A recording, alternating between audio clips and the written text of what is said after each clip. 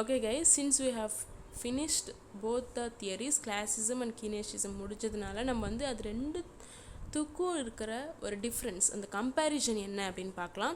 Okay, so Keynesism. So first point is short run equilibrium. நம்ம வந்து இது வந்து ஷார்ட் ரன், ஒரு பர்டிகுலர் குறிப்பிட்ட டைம் பீரியடுக்கு மட்டுமே வந்து நம்ம வந்து இது அப்ளை பண்ண முடியும். That is why it is short run equilibrium and this is for long run equilibrium. Classicism is for long run equilibrium. Okay, and second point is saving is a vice அப்படினு சொல்றாங்க. Under classism saving is a social virtue அப்படினு சொல்றாங்க. So vice னா நம்ம வந்து economics point of வியூவில் எடுத்துக்கணும், whereas வர்ச்சியூனை நம்ம வந்து இண்டிவிஜுவல் பாயிண்ட் ஆஃப் வியூவில் எடுத்துக்கணும். ஓகே, ஸோ ஃபஸ்ட் நான் வைஸ்னால் என்ன அப்படின்னு சொல்லிடுறேன். ஸோ சேவிங் இஸ் வைஸ் அப்படின்னு சொல்கிறாங்க. ஸோ நம்ம வந்து நிறைய சேவ் பண்ணுறோம் அப்படின்னா வந்து நிறைய சேவ் பண்ணிட்டு இருக்கோம் அப்படின்னா வந்து அதோட மீனிங் என்ன, நம்ம வந்து கம்மியாக செலவு பண்ணுறோம் அப்படின்னு அர்த்தம் இல்லையா. ஸோ நம்ம கம்மியாக செலவு பண்ணுறப்போ என்ன ஆகும், நம்மளோட எஃபெக்டிவ் டிமாண்ட் வந்து குறைஞ்சிரும். Okay, so when we are spending very less, automatically our effective demand will also goes down. எப்படி அப்படின்னு பார்த்தீங்கன்னா நிறைய சேவ் பண்ணுறோன்னா நம்ம நிறையா கம்மியாக செலவு பண்ணுறோன்னு அர்த்தம். So that is why saving is a vice. Okay, so வைஸ்னால் வந்து இட் இஸ் நம்மளோட எக்கனாமிக்ஸ் பொறுத்த வரைக்கும் it is not good, whereas saving is a social virtue அப்படின்னு சொல்கிறாங்க கிளாசிசமில்.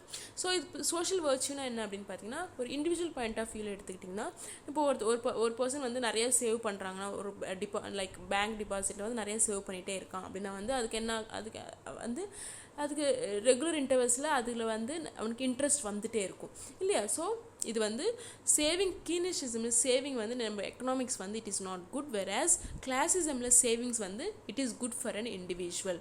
Okay, understood. And third point is the function of money is a medium of exchange on the one side and a store of value on the other side அப்படின்னு சொல்கிறாங்க.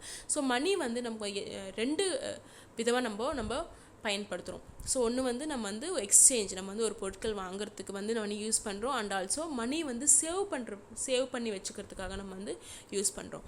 வேர்ஆஸ் கிளாசிசமில் மணியோட function என்ன அப்படின்னு பார்த்தீங்கன்னா வெறும் medium of எக்ஸ்சேஞ்சுக்கு மட்டும்தான் நம்ம வந்து யூஸ் பண்ணுறோம்.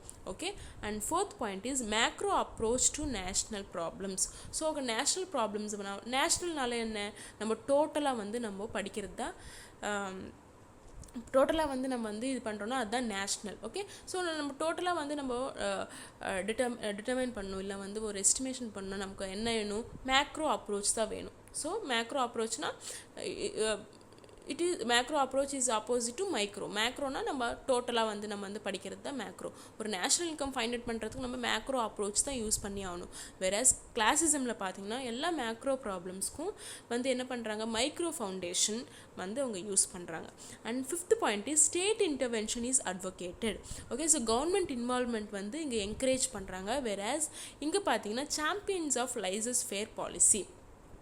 Okay, so champions of laissez faire policy. So laissez faire பாலிசினாலே எந்த ஒரு கவர்மெண்ட் இன்டர்வென்ஷனும் இருக்கக்கூடாது இதில் கிளாசிசமில்.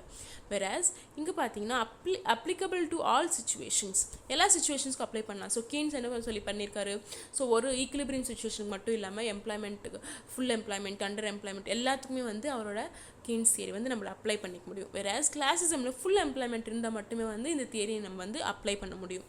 Okay, so capitalism has inherent contradictions அப்படின்னு சொல்கிறாங்க. So contradiction opposite. கீனேசிசம்க்கு வந்து கேபிட்டலிசம் வந்து கான்ட்ரடிக்ட்னா it is entirely opposite. Whereas capitalism வந்து இந்த கிளாசிசமில் கேபிட்டலிசம் வந்து நல்லாவே அப்ளை ஆகும், ஏன்னா எந்த ஒரு கவர்மெண்ட் இன்டர்வென்ஷனும் இங்கே இருக்காது இல்லையா. And budgeting should be adjusted to requirements of the economy. Okay, so நமக்கு இருக்கிற பட்ஜெட் வந்து எப்படி நம்ம எக்கானமிக்கு எதாவது தேவையோ அதுக்கு தகுந்த மாதிரி பட்ஜெட் நம்ம வந்து பண்ணிக்குவோம். வேர்ஆஸ் இங்கே எப்பயுமே வந்து பேலன்ஸ்டு பட்ஜெட் இருக்கும் அப்படின்னு சொல்கிறாங்க.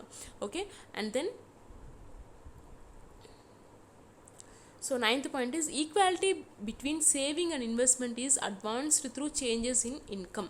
ஓகே, நம்மளோட இன்கம் வந்து சேஞ்ச் ஆக நம்மளோட எவ்வளோ இன்வெஸ்ட் பண்ணணும், எவ்வளோ சேவ் பண்ணணும் அப்படிங்கிறத வந்து நம்ம அட்ஜஸ்ட் பண்ணிக்குவோம். வேர்ஆஸ் இங்கே வந்து சேவிங்ஸ் அண்ட் இன்வெஸ்ட்மெண்ட்டு எப்படி அச்சீவ் பண்ணுறாங்க, ரேட் ஆஃப் இன்ட்ரெஸ்ட் வந்து சேஞ்ச் ஆகிற இப்போ வந்து தான் வந்து அவங்களோட சேவிங்ஸ் அண்ட் இன்வெஸ்ட்மெண்ட்டை வந்து ஈக்குவல் பண்ணிக்கிறாங்க. இங்கே வந்து இன்கம் வந்து சேஞ்ச் ஆகிறப்ப தான் வந்து சேவிங்ஸ் அண்ட் இன்வெஸ்ட்மெண்ட் வந்து சேஞ்ச் பண்ணுறாங்க.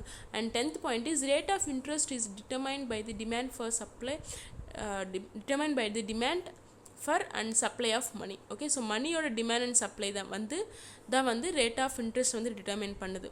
வேறஸ் இங்கே ரேட் ஆஃப் இன்ட்ரெஸ்ட் எது வந்து டிட்டர்மைன் பண்ணுது அப்படின்னு பார்த்தீங்கன்னா,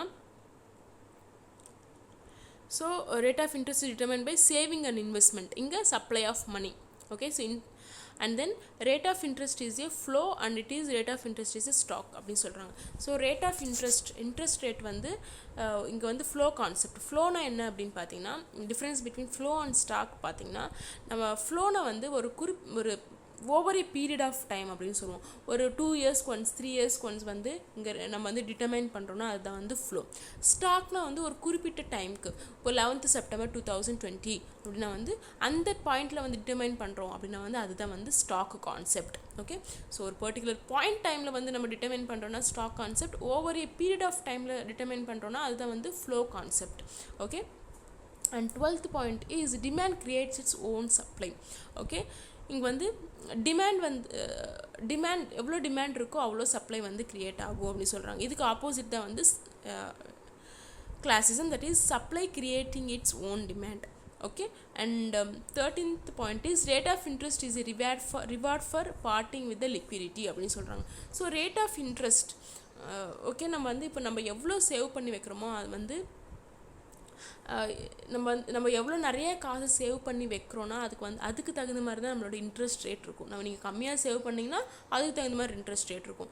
நிறையா சேவ் பண்ணி வச்சுருக்கீங்கன்னா அதுக்கு தகுந்த மாதிரி இன்ட்ரெஸ்ட் ரேட் இருக்கும் இல்லையா.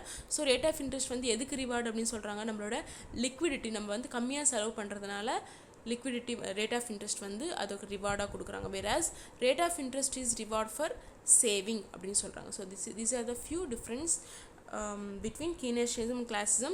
Okay, if you have any doubts, so எந்த ஒரு பாயிண்ட்ல டவுட் இருந்தாலும் please call me. Okay, so call me, I'll clarify you the doubts. Okay, thank you.